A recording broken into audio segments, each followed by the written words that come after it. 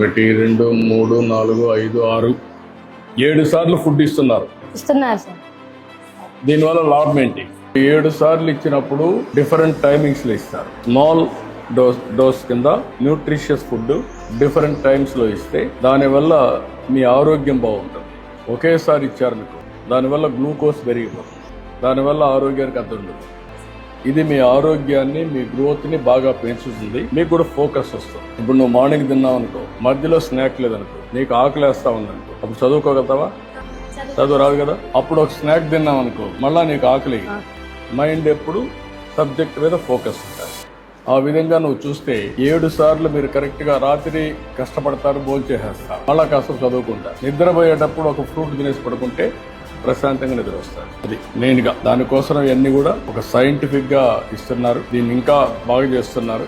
దీన్ని ఇంకా బాగా చేసేందుకు అవకాశాలు ఉన్నాయి.